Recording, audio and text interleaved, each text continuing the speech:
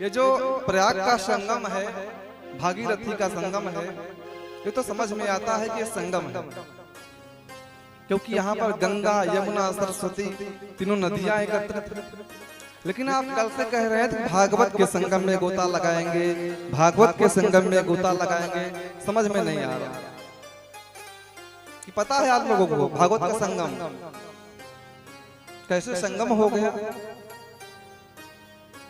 हाँ, एक बार महाराज आप कहते कि भागीरथी गंगा और भागवती गंगा एक है तो चल जाता, लेकिन आप कह रहे हैं भागवती का संगम भागवत के संगम में गोता लगाएंगे कैसे। तो जहां पर तीन नदियों का मिलन होता है वही संगम होता, तो इस भागवत में भी तीन नदियों का मिलन है।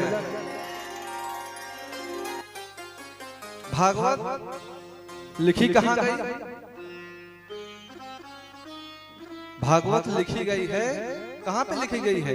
सरयू नदी के किनारे, सरस्वती घाट पर, सम्याप्रास नामक आश्रम में।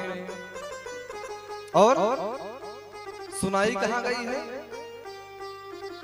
सुखदेव जी ने परीक्षित को कहां सुनाया है? अरे भैया कुछ तो बता दो।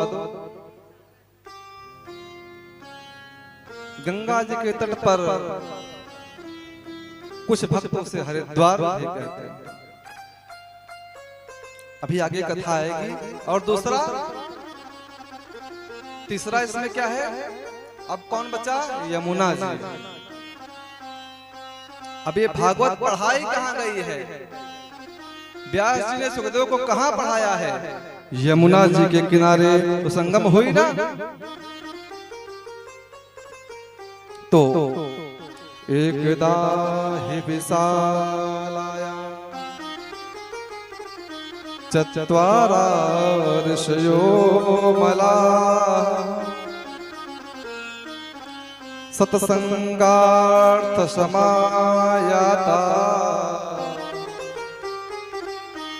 दद्रुस्तत्र नारदम्।